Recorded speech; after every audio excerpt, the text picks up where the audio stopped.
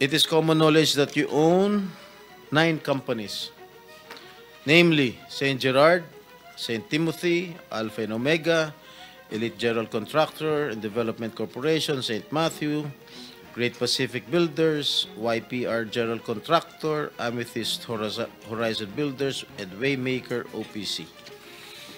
Am I correct? Yes po. Hanggang ngayon, up to now, you own these 9 construction companies? Yes po. All right. Since you started securing contracts from the DPWH, since kailan kayo nag-umpisa? 2012? DPWH? Yes. Yes po, 2012. Pag-usapan muna natin yung 2022 hanggang 2025. Ilan na po yung naging projects nyo sa DPWH?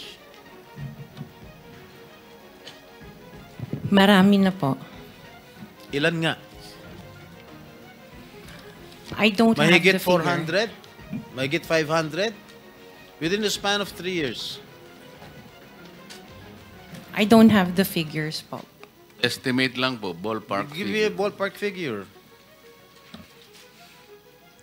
Siguro po, mga 400, ganun. Siguro. I'm really not sure. Okay. I don't have the figures with me. Sa loob, sa bawat taon, ilang bidding ang sinasalihan mo?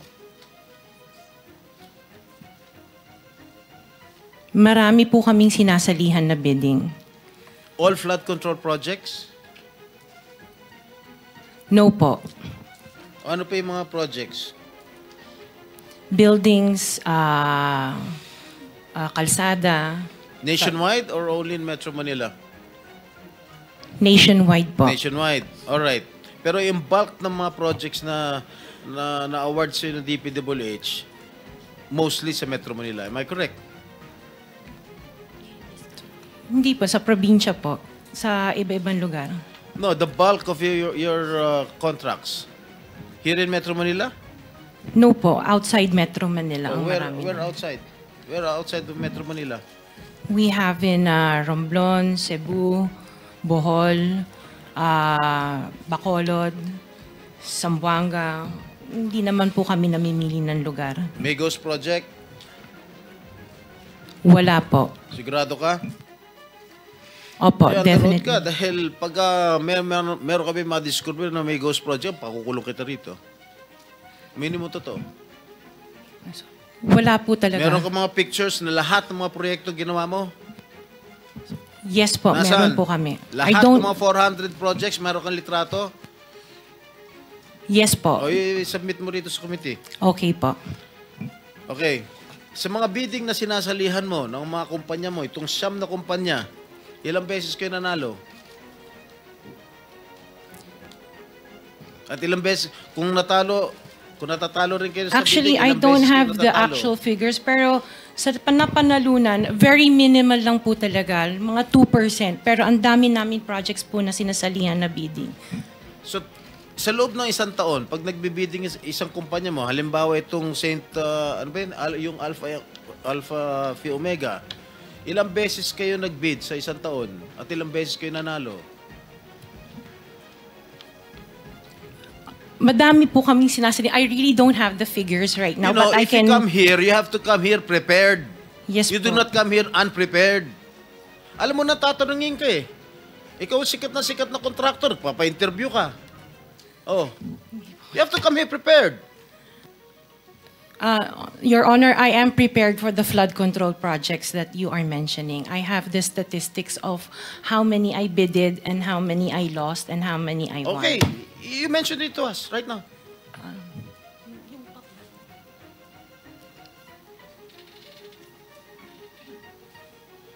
You are asking her to relate the 400. No. Parang mahirap naman yata. Hindi. 400. In 2022, I bidded for 491 projects.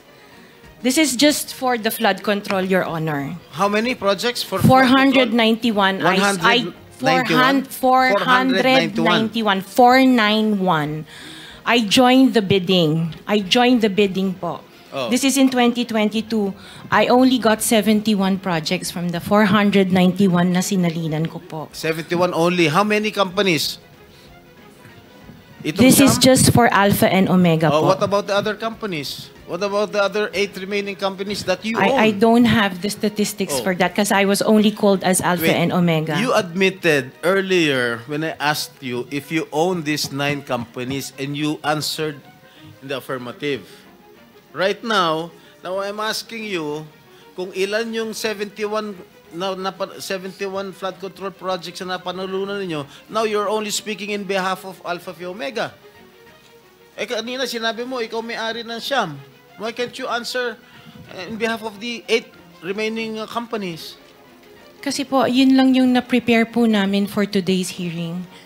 Oh, what about the representative of the other construction companies? Itong si Rimando. Oh, how many? You're representing St. Timothy. Good morning po, Mr. Chairman. For St. Timothy Construction po, we have 145 projects. Flood control projects. Yes, Mr. Chair. Since Since 2022. up to the present as we speak, 122. 145. Excuse me? 145, Mr. Chair. Napanalunan ang na-award sa inyo 145 flood control projects. Napanalunan niyo 'yan. Yes, Mr. Chair. So, all in all, dun sa 8 companies, ilan? Dun sa 9 companies, hindi nyo alam? Out of the 400, maybe, who can answer my question from the DPWH? Maybe they have the records there. Mr. Chair, with the Just indulgence for of the the SP record- Pro Temp, Yeah.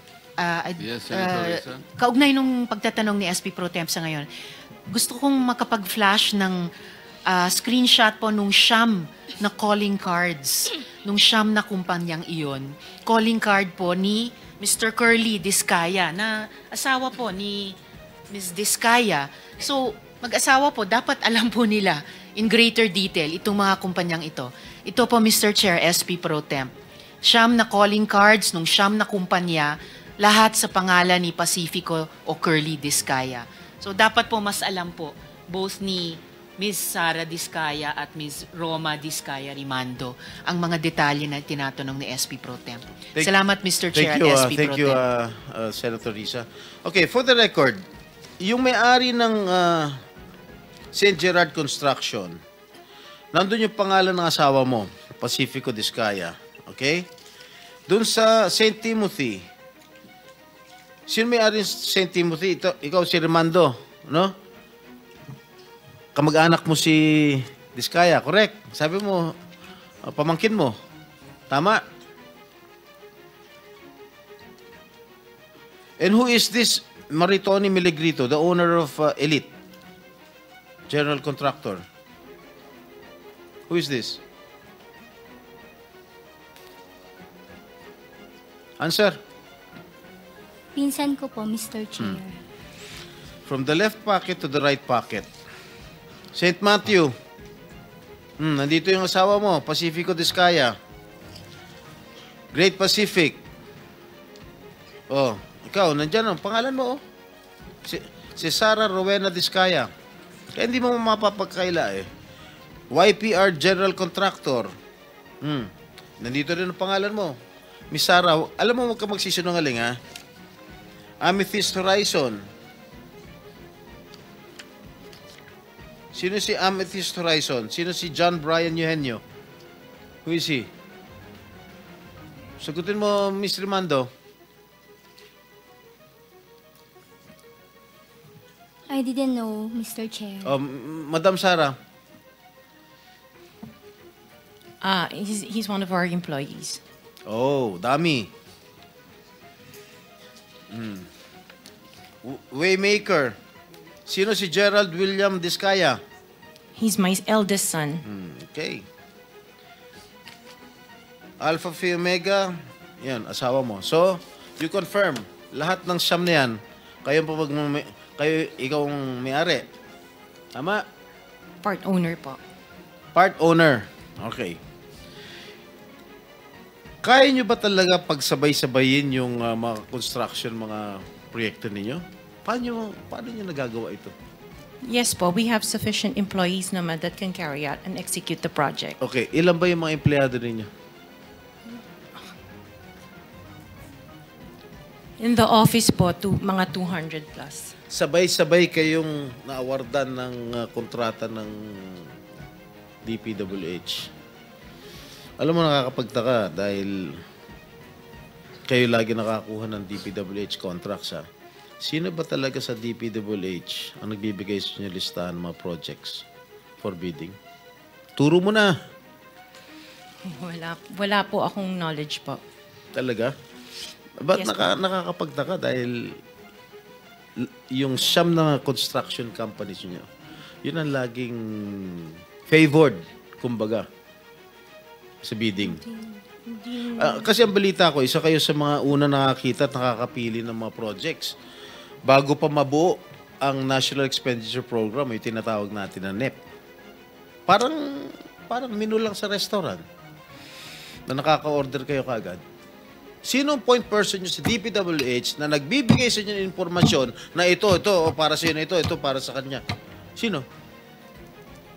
Sir, wala po akong nakakausap po. Wala kang kilala sa DPWH? Wala po. Hindi kami maniniwala niyan, wala kayong kilala sa DPWH.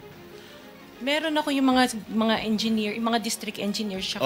Yun mga pala. Sino yung mga district engineer na nakilala mo? Pero hindi po sila nagbibigay ng project po sa akin. At tinatanong ko, wala naman ako sinasabi sa'yo kung nagbibigay sila ng project. Sino ang kakilala mo sa DPWH? Sila, mga DE po. DE Yeah, okay. ng... Sabi mo, sino?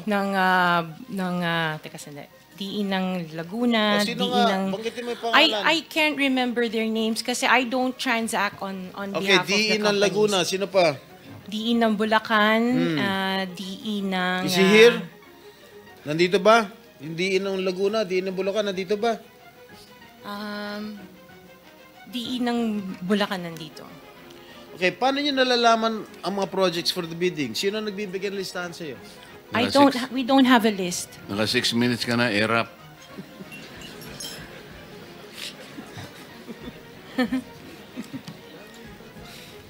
Okay, I don't have a list po. Interjection, Mr. Chair, with the permission of the SP Pro Temp. Okay. On On the DPWH na binanggit po niya, Mr. Chair.